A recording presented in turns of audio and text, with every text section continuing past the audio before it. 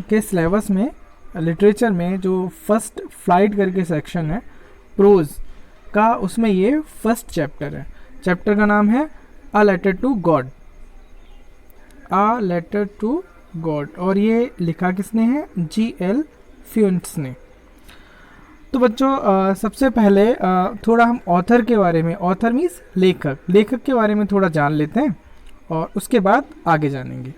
जैसे इसमें लिखा है the author of the story a letter to God is G.L. Fuentes. He was one of the greatest writers of the time. तो इसके लेखक G.L. फ्यूंट्स हैं और वो अपने समय के महानतम लेखकों में से एक थे। He was a Mexican poet, novelist and also journalist. तो वो मैक्सिकन मतलब मैक्सिको एक देश है जो USA अमेरिका के पास में है, वहाँ के कवि, उपन्यासकार और एक पत्रकार भी थे। The story revolves around the idea of having unquestionable faith in God. और जो कहानी है वो घूमती है, रिवॉल्व मानी घूमना, मंडराना, चारों तरफ घूमना। तो कहानी चारों तरफ घूमती है, अराउंड मानी चारों तरफ, रिवॉल्व मीन्स घूमना। द आइडिया विचार के ऑफ हैविंग अनक्वेश्चनेबल, अनक्वेश्चनेबल जिसपे आप प्रश्न चिन्ह ना लगा सको, जिसपे शक ना कर सको, जो डगमगाए ना, faith in God, faith means भरोसा। तो ये कहानी इस विचार के आसपास घूमती है कि ईश्वर में ना डिगने वाले भरोसे के आसपास ये कहानी घूमती है। अबाउट द लेसन तो बच्चों अबाउट द लेसन का मतलब पाठ के बारे में। तो पाठ के बारे में ये है, इसकी जो डिटेल है, जो स्टोरी है, वो मैं थोड़ी शॉर्ट में आपको समझा देता हूँ।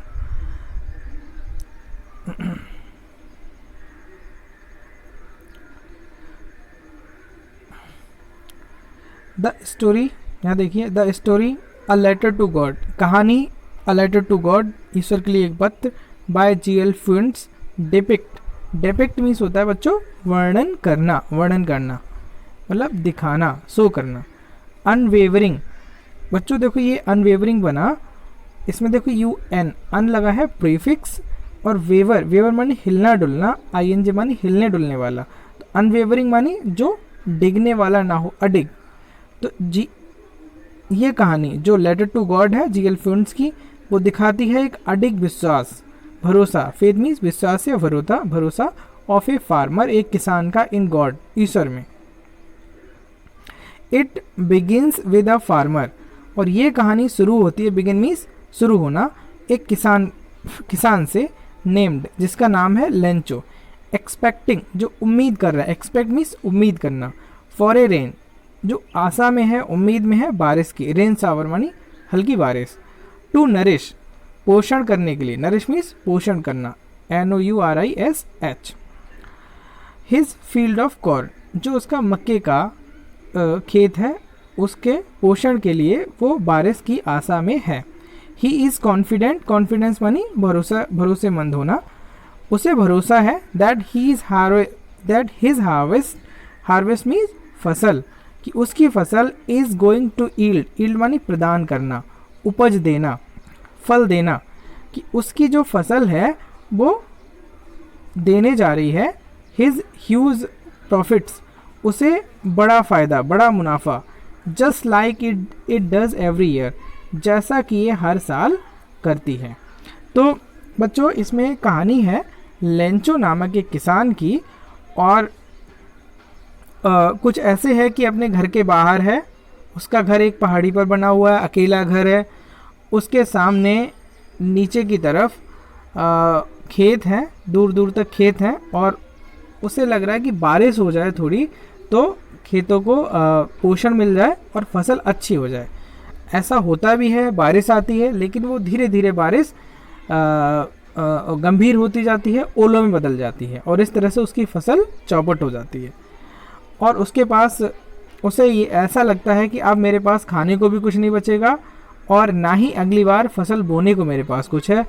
तो वो ईश्वर पे उसका अडिग भरोसा है, वो अत्यधिक विश्वास है, उसकी वजह से वो ईश्वर को एक पत्र लिखता है और वो पत्र वो डाक खाने में डालता है।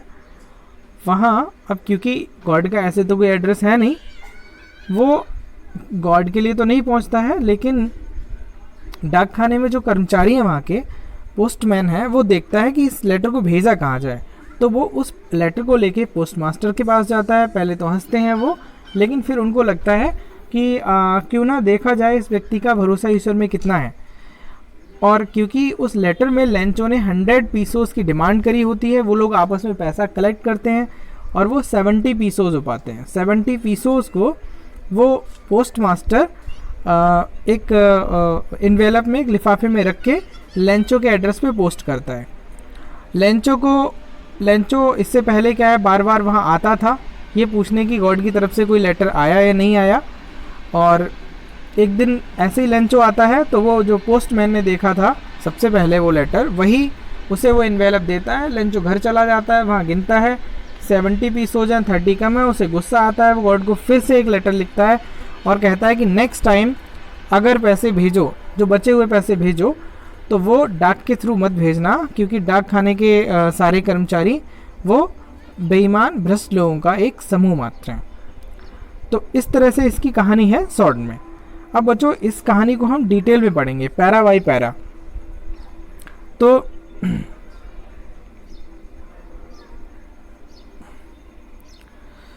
बच्चों देखो, ये इसका जो मेन टेक्स्ट है वो यहाँ से स्टार्ट हो रहा है।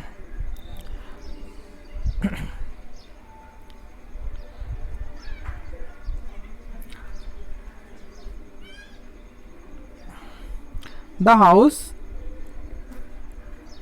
यहाँ से द हाउस मीन्स घर, the only one in the entire valley. Only one, अकेला, इन मानी में, एंटायर मानी संपूर्ण, पूरी, वैली मीन्स घाटी।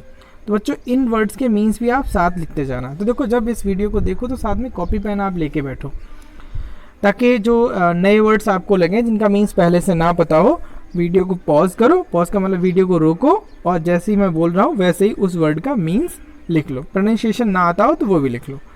तो फिर से देखिए, the house the only one in the entire valley, घर जो अकेला था एंटायर पूरी, वैली मीन्स घाटी में। Set on the crest, set means बैठा हुआ था यानी रखा हुआ था यानी था, स्थित था। ऑन द क्रेस्ट, क्रेस्ट मानी चोटी, ऊपरी हिस्सा, क्रेस्ट पे, ऑफ ए लो हिल, छोटी पहाड़ी के।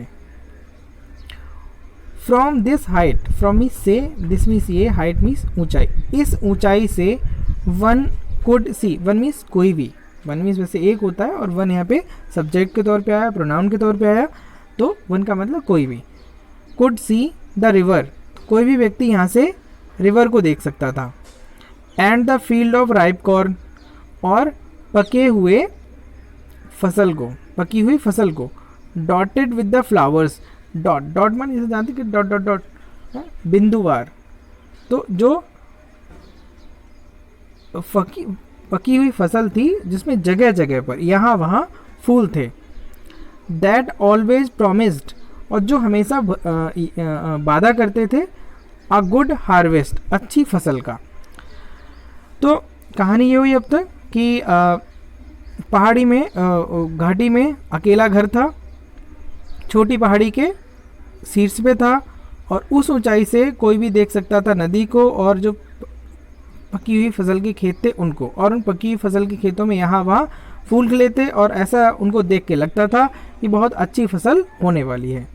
The only thing the earth needed, the only मानी केवल, थिंग मीन्स वस्तु, चीज़, द अर्थ धरती, नीडेड जरूरत, केवल वो चीज़ जिसको धरती की ज़रूरत थी, वॉज अ डाउनपोर, एक बारिश की, और एटलीस्ट अ सावर। तो डाउनपोर मानी होता है एक्चुअली भारी बारिश, भारी बारिश की ज़रूरत थी, या फिर एटलीस्ट मानी कम से कम, या सावर, सावर मानी हल्की बारिश। तो जो धरती की ज़रूरत थी उस समय वो थी एक बारिश, भारी या हल्की। थ्रू आउट द मॉर्निंग, पूरी सुबह। लेंचो न्यू, लेंचो जानता था, हिज फील्ड्स इंटीमेटली, इंटीमेटली मानी घनिष्ठता पूर्वक, बहुत नज़दीक से। लेंचो अपने खेतों को बहुत नज़दीक से जानता था। हैड डन नथिंग एल्स, उसने कुछ नहीं किया था, पूरी सुबह उसने कुछ नहीं किया, खेतों को जानता था। बट सी द स्काई, केवल आसमान ही देखता रहा। टूवर्ड्स द नॉर्थ ईस्ट, उत्तर पूर्व की तरफ। तो बच्चों अगर ऐसे क्वेश्चन आए कि वेयर वॉज द हाउस, तो आंसर क्या होगा? The house the only one in the entire valley set on the crest of low hill, मतलब यहाँ से यहाँ तक आप लिख सकते हो। फिर ऐसे क्वेश्चन आए what promise the good harvest, तो क्या होगा? आंसर क्या होगा? यहाँ से the field of ripe corn dotted with the flowers, that हटा देना, ऑलवेज दैट हट जाएगा, प्रॉमिस्ड अ गुड हार्वेस्ट यहाँ तक हो जाएगा। Who knew his field intimately, अगर यहाँ से क्वेश्चन आए तो हु की जगह लेंचो लिख दोगे, लिख जाएगा Lencho knew his fields intimately. फिर ऐसे क्वेश्चन आए what had done Lencho all the morning, तो यहाँ से आंसर हो जाएगा Lencho had done nothing else but see, had से पहले केवल लेंचो जोड़ दोगे आप, तो आंसर होगा Lencho had done nothing else but see the sky towards the north east. तो ये चार बातें आपको ध्यान रखनी है। थोड़ा आगे देखते हैं।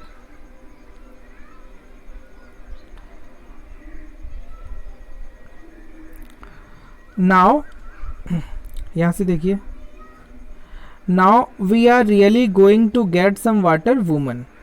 वुमन मतलब अपनी उन्होंने घरवाली से कहा कि हे अब हमें, रियली मानी वास्तव में, वी आर गोइंग हम जा रहे हैं, टू गेट पाने को, सम वाटर कुछ पानी। उसने कहा अब हमें कुछ पानी मिलने वाला है, यानी अब कुछ बारिश होने वाली है। The woman who was preparing supper, तो वुमन वो औरत जो बना रही थी सपर, सपर मीन्स जो खाना तैयार कर रही थी। खाना सपर कौन सा होता है? जो रात को खाया जाता है। रिप्लाइड, उसने उत्तर दिया, यस गॉड विलिंग, हाँ लग तो रहा है कि ईश्वर की यही इच्छा है, अगर ईश्वर ने चाहा तो, परमात्मा ने चाहा तो। उसने कहा ये ईश्वर की इच्छा पे डिपेंड है। The older boys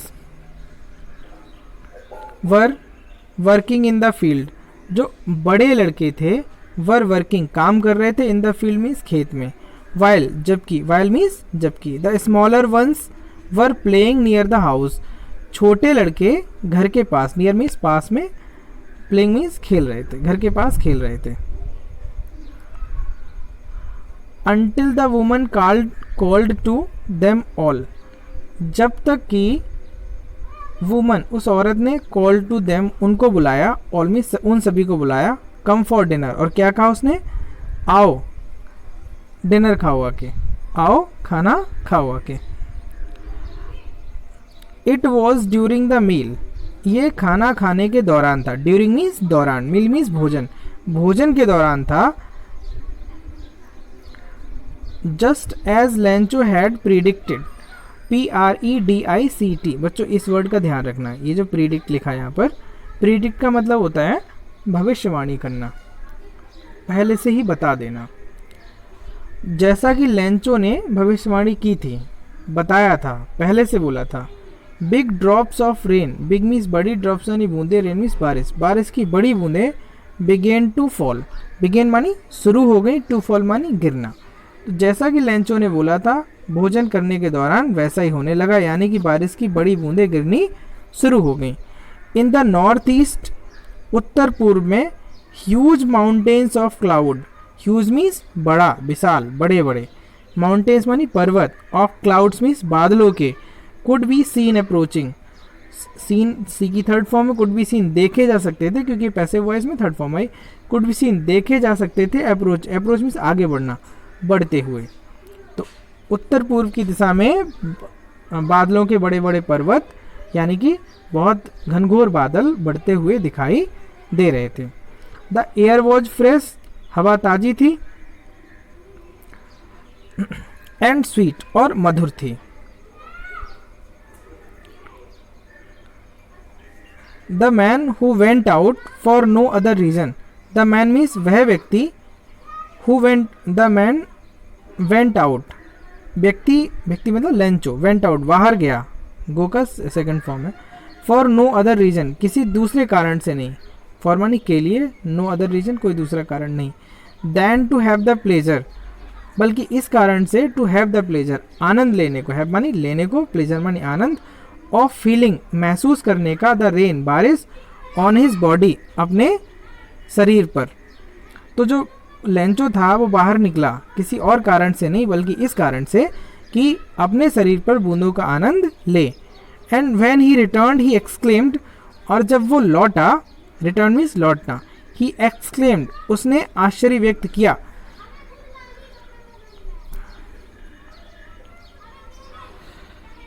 these aren't rain drops, उसने आश्चर्यवश होकर कहा, आश्चर्यजनक तरीके से कहा, दीज आरंट रेन ड्रॉप्स, ये बारिश की बूंदें नहीं है, rain drops, falling from the sky, जो आसमान से गिर रही हैं, दे आर न्यू कॉइन्स, वो नए सिक्के हैं। तो उसने क्या बताया कि बारिश की बूंदें जो हैं वो बूंदें नहीं हैं बल्कि पैसे हैं, रुपए हैं। The big drops are 10 cent pieces, जो बड़ी बूंदें हैं वो 10 सेंट का पार्ट है, 10 सेंट हैं, और जो छोटी वाली हैं, छोटी बूंदें हैं, वो 5 सेंट की हैं। तो बच्चों ये समझ आया। अब इसमें देखो, अगर ऐसे क्वेश्चन आए, what were the smaller ones doing, तो यहाँ से while the smaller ones playing near the house until the smaller ones, ऐसे हो जाएगा, यहाँ से होगा, the smaller ones were playing near the house.